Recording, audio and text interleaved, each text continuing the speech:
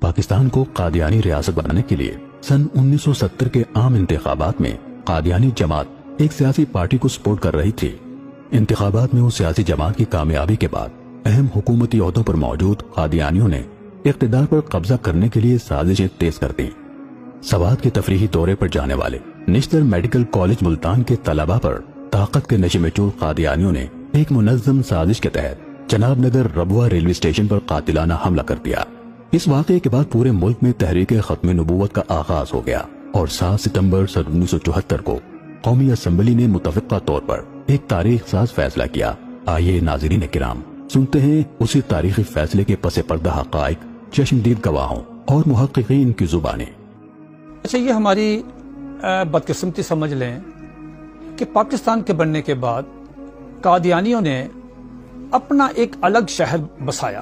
اب یہ شہر چونکہ وہ ایک تھوڑا سا بلندی پہ تھا، پہاڑوں پہ اس میں محفوظ تھا، تو انہوں نے قرآن مجید سے ایک لفظ لے کے نا کہ ربوہ، تو اس کا یہ کہا کہ جی ہمارے تو ربوہ کا جو نام ہے یہ تو قرآن مجید میں وہاں درج ہے۔ تو یہ ایک ریاست کے اندر ریاست تھی۔ آپ حیران ہوں گے اس شہر میں کوئی آدمی، کوئی مسلمان اس شہر کے اندر داخل نہیں ہو سکتا تھا 1974 سے پہلے۔ اگر کوئی داخل ہو گیا، یہ آن ریکارڈ ہے، اس کی ابھی تک لاش بھی نہیں ملی۔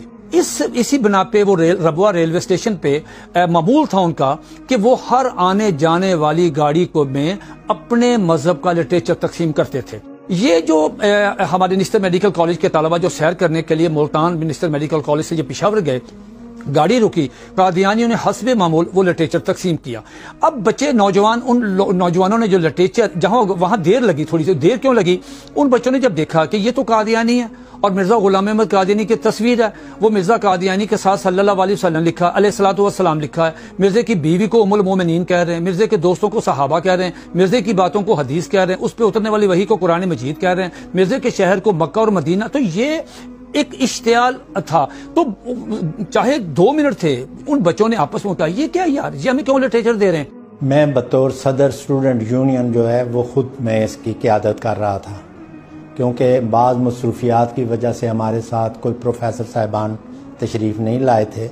جب ہماری گاڑی ربوہ ریلوے اسٹیشن پر رکی تو اس وقت کچھ لڑکے نیچے اتر گئے ریلیکسیشن کے لیے، کچھ مسافر اتر رہے تھے، وہ تقریباً 10 منٹ کا سٹاپ تھا وہاں۔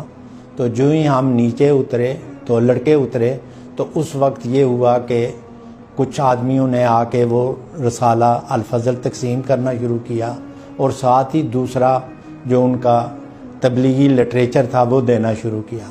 نیچے ایک قسم کا شور شرابہ ہو گیا۔ میں اندر تھا تو میرے کانوں میں آواز پڑی، میں نیچے اترا تو میں نے انہیں کہا جی آپ اپنے لڑکوں کو ہٹائیں۔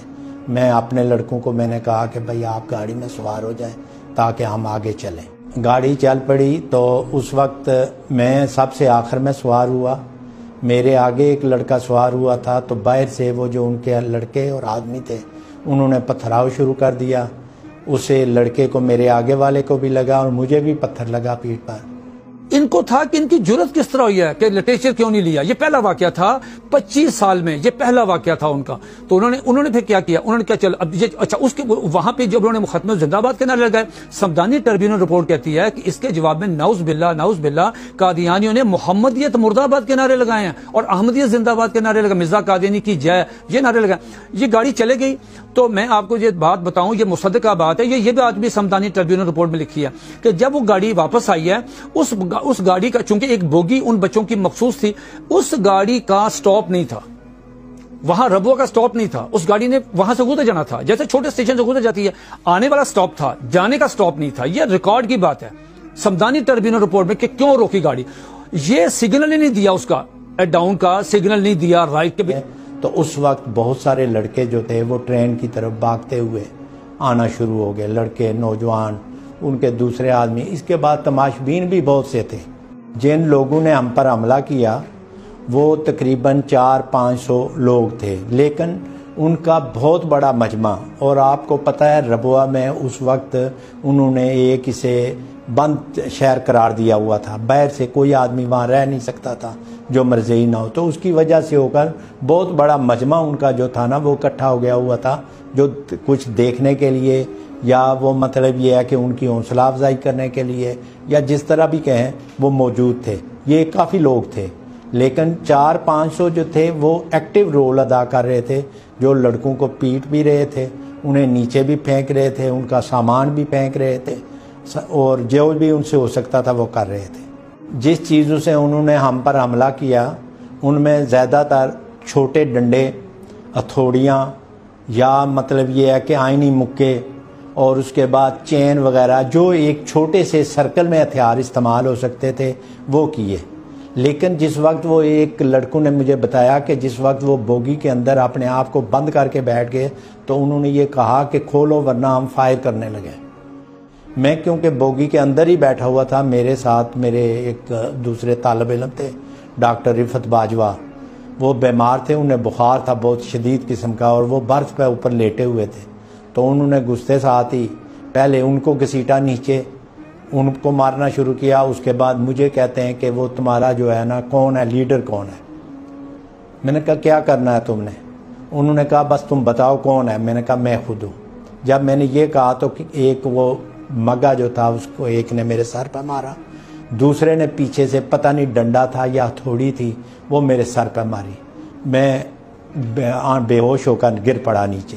اس کے بعد وہ جو ڈاکٹر رفت باجوہ تھے انہیں بھی مارنے لگے. تو انہوں نے کہا یار میں بخار میں ہوں, مجھے دیکھو بخار کتنا شدید ہے, میں تو بیٹھا ہوا. انہوں نے اسی طرح مارا. اب زخمی ہیں لڑکے, بہت خون بہ رہا ہے ان سے, اور سب کی حالت ٹھیک نہیں ہے. اچھا یہ دیکھیں, جب یہ سارا تشدد ہوا ان بچوں پہ تو ظاہر ہے انہوں نے اپنا سارا جو آپریشن کرنا تھا ان قادیانیوں نے وہ کر لیا. اتنا تشدد کرنے کے بعد کوئی ان کی مرہم پٹی, کوئی ان کو پانی نہیں, کوئی سی نے داد رسی نہیں کی.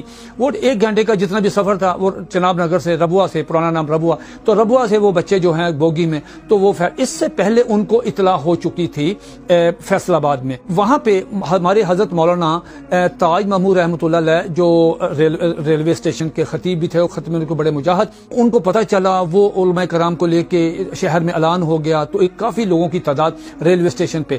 اس کے بعد یہ ہوا کہ پورے پاکستان کی دینی اور سیاسی تمام مسالک کے کوئی تفریق نہیں, نہ سیاسی جماعتوں میں نہ مسالک میں, سب مسالک کے علماء کرام اکابرین رہنما وہ اکٹھے ہوئے, اور اس سلسلے میں انہوں نے کہا جی کہ ہم ایک لائحہ عمل تیار کریں. جتنے مسلمانوں کے فرقے تھے, قومیتیں تھیں, ہر ایک جا گیا, چاہے وہ سرکاری ملازم تھا, چاہے وہ کوئی عام دکاندار تھا, چاہے کوئی فوجی تھا, چاہے کوئی پولیس والا تھا, وہ سارے جا کے.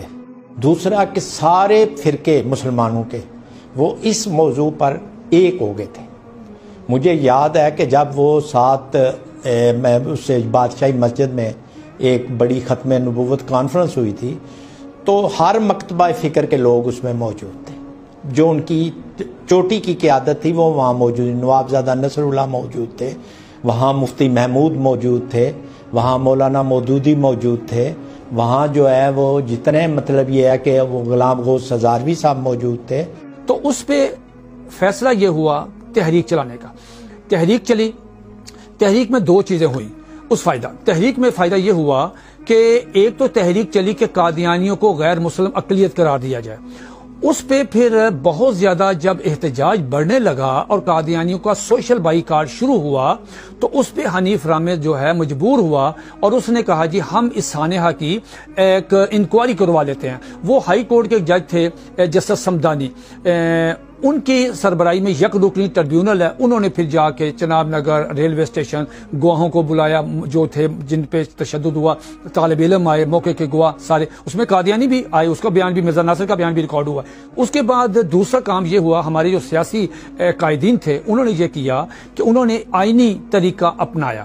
اس میں بزرگوں کے تمام سیاسی لیڈروں کی مشاورت سے حضرت مولانا شاہ احمد نورانی صدیقی رحمۃ اللہ علیہ نے قومی اسمبلی میں قرارداد پیش کی کہ قادیانیوں کو غیر مسلم اقلیت قرار دیا جائے. اس قرارداد پہ کافی سارے ممبران اسمبلی کے سگنیچر تھے جو ریکوائرڈ ہوتے ہیں کہ قرارداد پیش کرنے کے. بعد میں پھر حضرت مولانا مفتی محمود رحمۃ اللہ علیہ, مولانا نورانی رحمۃ اللہ علیہ اور دیگر جو حضرات تھے اسمبلی میں, ان کی مشاورت سے پھر بھٹو صاحب نے وہاں پہ ایک کرائیٹیریا قائم کر دیا کہ کوئی آدمی براہ راست سوال نہ کرے تاکہ یہ نہ ہو کہ کھچڑی نہ پک جائے. اس کو پھر اٹارنی جنرل جی یا بختیار صاحب نے جو ہے وہ پلیٹ کیا اور وہی سوال کرتے تھے. پوری قومی اسمبلی جو تھی اس کو کمیٹی کی شکل دے دی کہ جو کچھ یہاں سیشن میں ہوگا وہ آپ کے سامنے, پھر آپ نے فیصلہ کرنا ہے کہ بھئی قادیانیوں کے متعلق جو بھی فیصلہ کرے گی وہ پوری قومی اسمبلی کرے گی. سوال یہ ہے کہ ریاست کو حق ہے کہ وہ کسی کو غیر مسلم قرار دے؟ میری گزارش یہ ہے کہ سب سے پہلے مسلمہ کذاب کو, طلحہ کو اور سجاح کو غیر مسلم قرار دے کر اس کے خلاف فیصلے کا اعلان صدیق اکبر نے کیا تھا, جو ہماری ریاست کے پہلے سربراہ تھے. وہ ریاستی فیصلہ تھا, ریاستی فوجیں گئی تھی, ریاست کا اعلان تھا. اسلامی ریاست جس کی بنیاد اسلام پر ہے اسی کا حق ہے کہ وہ کسی کو کافر قرار دے. بھٹو صاحب نے یہاں پہ ایک تھوڑا سا یہ کیا, انہوں نے ہمارے بزرگوں کو اعتماد میں لیا, اپنے چیمبر میں بلایا اور ان سے کہا کہ دیکھیں یہ ہم ایک 90 سالہ مسئلہ حل کر رہے ہیں. تو بھٹو صاحب نے کہا کیا یہ ایسا ممکن ہے کہ ہم قادیانی جماعت کو, جنہوں نے خود درخواست بھی ہمیں کی ہے اس قرارداد پہ, تو کیا ہم ان کو بلا لیں, ان کا موقف سن لیں کہ وہ کیا کہتے ہیں؟ تو انہوں نے کہا جی ضرور بلائیں تاکہ ہم دیکھ لیں ان کو, مطلب کہ وہ کیا کہتے ہیں. تو چنانچہ حکومت نے باضابطہ طور پر ان کو دعوت دی اور وہ آگے.